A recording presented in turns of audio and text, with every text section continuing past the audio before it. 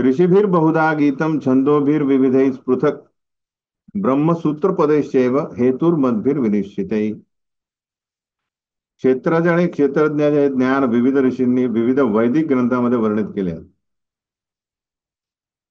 विशेष करून हे ज्ञान सर्व कारण परिणामांसहित वेदांत सूत्रामध्ये सर्व तथ्यांसहित प्रस्तुत करण्यात आले. हे जे ज्ञान आहे हे सगळ्या शास्त्रांमध्ये येतं. सगळ्या म्हणजे वेदांत सूत्रामध्ये दिलेल्या विविध वैदिक ग्रंथामध्ये सेम दिलेलं आहे. कारण आपल्याला म्हणतो आपण हे की अरे मला समजलंय आत्मा परमात्मा, पण सर्वसामान्य व्यक्ती जे नॉर्मल जे इंद्रिय विषयांमध्ये आसक्त त्यांना हे समजणे खूप मुश्किल आहे. म्हणून सगळीकडे दिलेलं आहे अरे जाणं आहे आत्मा परमात्मा एक नाही. कारण ते म्हणतात की काय म्हणतात त्याला, मुक्ती झाल्यानंतर आपण भगवान होतो. हे त्यांची काय चुकीची धारणा आहे. आणि हे सर्वत्र पसरलेली आहे. समजलं की नाही. जशी सर्वत्र पसरलेली एक धारणा काय की सगळे पैसे आले आमच्याकडे भरपूर की आपण आनंदी होऊ. आहे की नाही सगळीकडे? आहे की नाही? कोणाला वाटतं का असं याचं नाहीये? पण कित्येक लोकांकडे भरपूर पैसे आहे पण सुसाईड करतात आहे. पोटात अन्न पचत नाहीये, झोप येत नाही. मग काय फायदा त्या पैसे, म्हणजे ही चुकी धारणा झाली की नाही? तशीच चुकी धारणा ही आहे.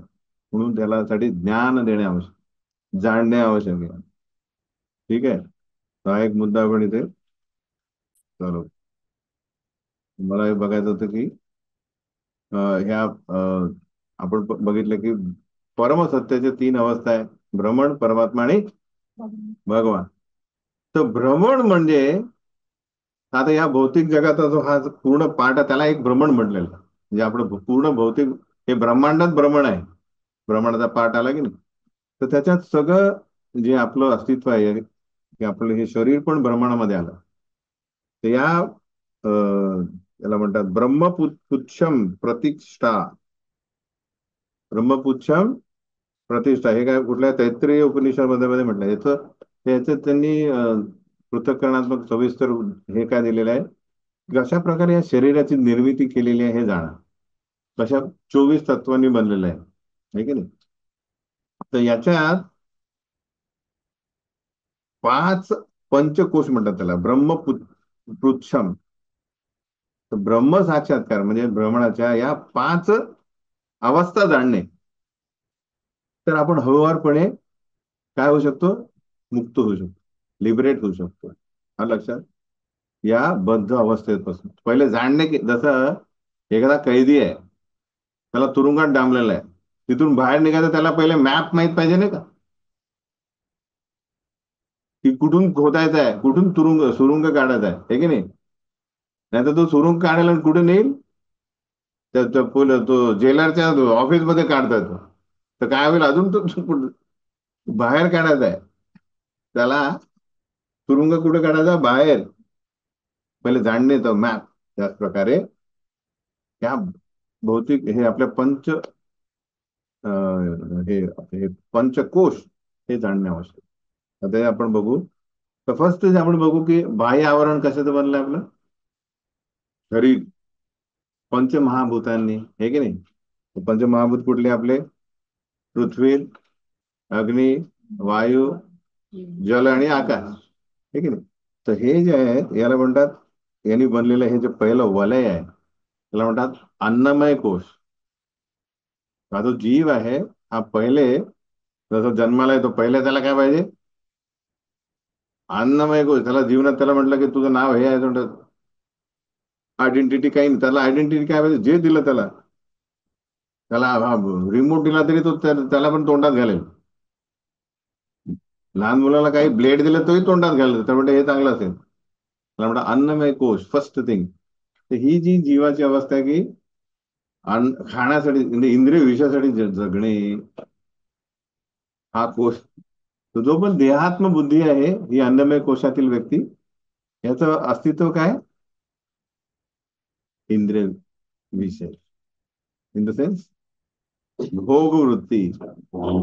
ही झाली फर्स्ट अन्नमय कोश. त्याच्यात पंचमहाभूत आले. याच्या आतमध्ये काय, फर्स्ट थिंग शरीरामध्ये आतमध्ये आपल्याला काय मिळतं, पंचवायू हे की नाही, वायू आहेत की नाही, अपान वायू, उदाहरण वायू, प्राणवायू. तर हे जे पाच वायू आहे त्याला म्हणतात प्राणमय कोश. म्हणजे आज थोडा मोठा झाला मुलगा, तर तो म्हणतो अरे बाबा, मी हे फक्त खाण्याचं माझं अस्तित्व काय आहे, की मीच फक्त जिवंत नाही आहे, सगळे जिवंत आहे, हे की नाही. की मी त्याच्यासोबत कुत्रा मांजर आहे, त्याला गळा दाबला तर ओरडेल, अरे मला पण काय वाटतं, मला वेदना होतात, मला आनंद होतो. तर शेअरिंग, तो दुसऱ्याला देतो. पहिले अन्नमध्ये भूक उठती, तर अंडरस्टँडिंग की सगळीकडे सगळे जीवित आहेत, मीच फक्त नाही, आणि सगळे आपण समान आहोत. इन द सेन्स, मला वेदना होतात, मला सुख होतं, मला दुःख होतं, सॉर्ट ऑफ. तर हे जे या या कोशामध्ये व्यक्तीने जाणले की बाबा मी जिवंत आहे, तर प्राणमय कोश आणि सगळे जिवंत आहे, म्हणून शेअरिंग म्हणतात. शेअरिंग म्हणजे की बाबा चला, तर म्हणतात की जिओ और जीने दो, हा कोश. त्यानंतर आतमध्ये काय, तर आपण एक एक वलय आतमध्ये चाललो. एक पहिला बाह्य वलय पंचमहाभूत, नंतर पंचवायू, त्याच्या आतमध्ये काय गेलो, तर मन. या पंचमहाभूतांनी बनलेल्या इंद्रियांना कंट्रोल करणारं काय, मन. त्याला म्हणतात मनोमय कोश. हा जो मनोमय कोश आहे, तिथे तो विचार करतो की अरे फक्त खाऊन माणूस सुखी राहू शकत नाही. त्याला निसर्गाबद्दल माहिती पाहिजे, प्रेम पाहिजे, झाडं लावा, कविता करा, संगीत, नाट्य, हे की नाही. तो एक फिलॉसॉफिकल याच्यात आला की बाबा फक्त शरीराची काळजी घेणे, फक्त ते नाहीये मला. मी माझं मानसिक अस्तित्व पण आहे, सटल. आता सटल मध्ये गेला तो, सूक्ष्म मनोमयचा. पण याच्यात आता, याच्यात मेन काय आहे आता आपल्याला बघायचं आहे. या मनाने आपण 6व्या अध्याय काय बघितलं की हा मन जे आहे आपलं, आपला मित्र पण होऊ शकतं आणि शत्रू पण होऊ शकतो. तर जसा आपल्या या पंचमहाभूतावर किंवा पाच जे वायू आहे त्याच्यावर नियंत्रण करण्यासाठी आपल्याला मनावर नियंत्रण करणे आवश्यक. तर मन नेहमी काय बघेल, स्वार्थ, मला आहे, आणि भोगवृत्ती, त्या भौतिक प्रकृतीवर प्रभुत्व गाजवण्याचा प्रयत्न कोण करेल, मन. ऍक्च्युली करायचा याला, अहंकाराला, पण ते ऍक्टिवेट कोण करेल, अध्यक्ष. कोण आहे अध्यक्ष, मन. तर श्रोत्रम चक्षु रसनम च घ्राणम, श्रोत्रम चक्षु स्पर्शनम च रसनम घ्राणम एवच अधिष्ठाय मनश्चायम विषयान उपसेवते. गीतेत कृष्ण काय म्हणतात की हे पाच जे आहेत काय ते, श्रोत्रम, चक्षु, स्पर्शनम च स्पर्श, रसनम, घ्राणम एवच, या पाच जे आपले काय ज्ञानेंद्रिय आहेत, हे नाही, हे काय ऐकलंय काय नाही, हे कुठे एकत्रित झाले आहे, मनश्चायम. हे मन हा अध्यक्ष आहे.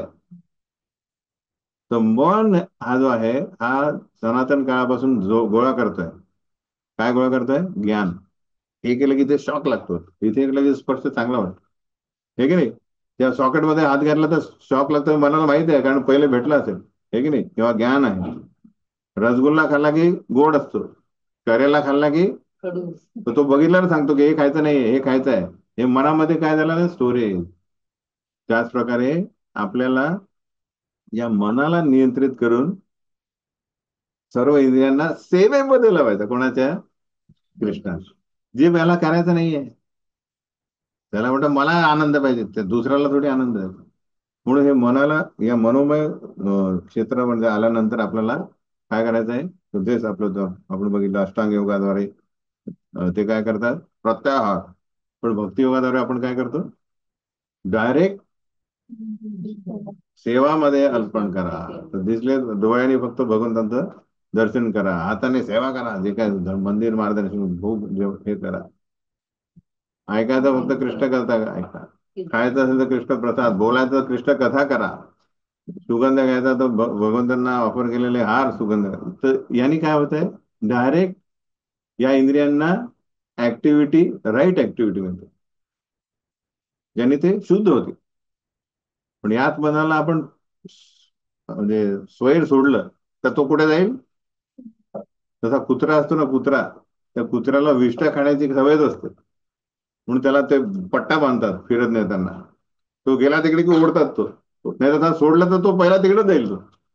तसंच मन आपलं काय आहे, या भौतिक इंद्रिय विषयांवर आकर्षित आहे ऑटोमॅटिक तो, कारण त्याला सवय झालेली आहे, हे की नाही.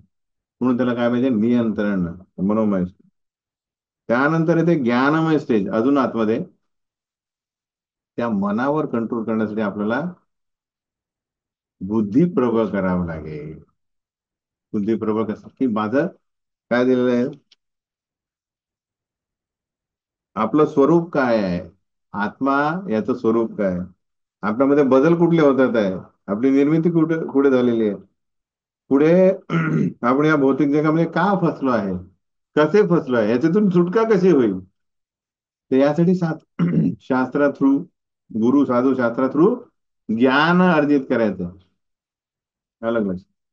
तर तेव्हा कुठे मन नियंत्रणात राहण्यासाठी प्रयत्न, म्हणजे मन नियंत्रणात येईल, तेव्हा कुठे आपले पंचवायू आणि पंचमहाभूत म्हणजे इंद्रिय सगळे आपले काय काय येतील, कंट्रोलमध्ये, नियंत्रणात येतील. तेव्हा कुठे ऍक्टिव्हिटी राईट होते, आणि तेव्हा कुठे आनंदमय कोश लास्ट जो आहे, की जो जीव आहे, जो आता सध्या तो ऍक्च्युली आनंदमय आहे, कारण परमात्म्यासोबत सारखा तो पण शुद्ध आहे, हे की नाही. अणु आहे, ते विभू आहे, पण शुद्ध आहे. पण आता आवरण काय टाकलं आपण?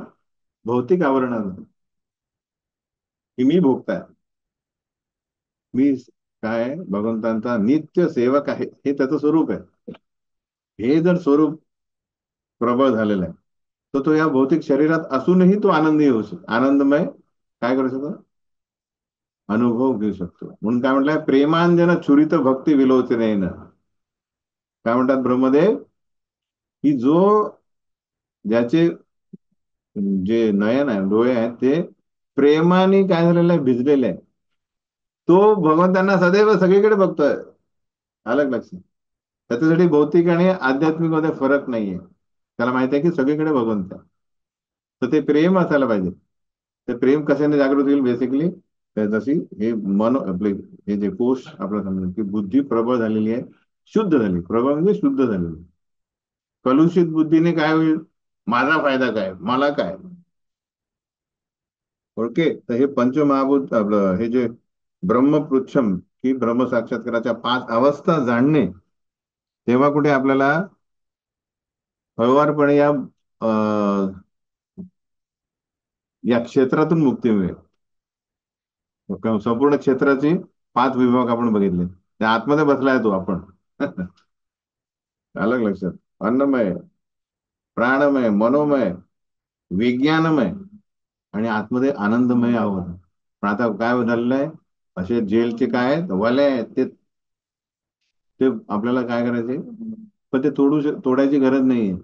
हे जाणणे आहे, ज्ञान, की हे वलय आपण अननेसेसरीली स्वीकारले. पुढे आपण या पूर्ण मॉड्यूलमध्ये, म्हणजे या 13 ते 18 मध्ये जाणणार की ऍक्च्युली आत्माचा या सगळ्या गोष्टींची स्पर्शही होत नाहीये. पंचमहाभूत, जसं म्हणतो मला चिमटा लागा, तो चिमटा कोण सहन करताय, कोणाला वेदना होतात आहे, आणि शरीर तर हे आहे, नश्वर आहे, त्याला म्हणतात अचेतन आहे. कोणाला होतात वेदना, कोणाला होतात वेदना? अरे मी सांगितलं ना, आत्मा हा स्पर्शही करत नाही कुठल्याही भौतिक वस्तूला, कोणाला वेदना होतात आहे? शरीर. हा. मन हे सूक्ष्म, सूक्ष्म काय भिन्न प्रकृती नष्टता, ते पण काय आहे, याचा स्पर्श होऊ शकत नाही. अहंकार, या कोणाला होतात वेदना, कारण तो मिथ्य अहंकार आहे. आपल्याला त्या या सगळ्या ज्ञानाने आपल्याला कुठला आणायचा आहे, ऍक्च्युअल अहंकार आणायचा आहे. काय अहंकार आपला ऍक्च्युअल अहंकार, खरा अहंकार काय आहे? मी भगवंतांचा सेवक आहे, हा अहंकार आहे तो चांगला, म्हणजे तो खरा अहंकार आहे. अहंकार म्हणजे अस्तित्व. पण आता खोटं मिथ्या अहंकार काय आहे? मी भोगता आहे, हे माझं आहे, हे माझं आहे, आपलं आहे का याच्यात? ज्याला म्हणतात तो तो वेदना जाणतोय, आम्ही अनुभवतोय. ठीक आहे ना? ते पुढे आपल्याला जाणं. तर हे कम्प्लीट पूर्ण तुम्ही, हा जो मॉड्यूल आहे तो म्हणजे लक्षपूर्वक तुम्ही अटेंडन्स ठेवा आणि सगळं जाणं लिहा, समजायचा प्रयत्न करा. समजलं ना? मध्ये दांडी मारू नका. ओके. अशा प्रकारे हा जो क्षेत्रज्ञ आहे, अणु, तो या फक्त क्षेत्राबद्दल नाही, तर हे ब्रह्मांड पण पूर्ण क्षेत्र आहे. म्हणजे बेसिकली त्याच्यासाठी तो फिरतोय 84 लक्ष क्षेत्रात फिरतोय तो. याच्यातून तो निघून जाईल, कारण त्याची धारणा बदलून जाईल.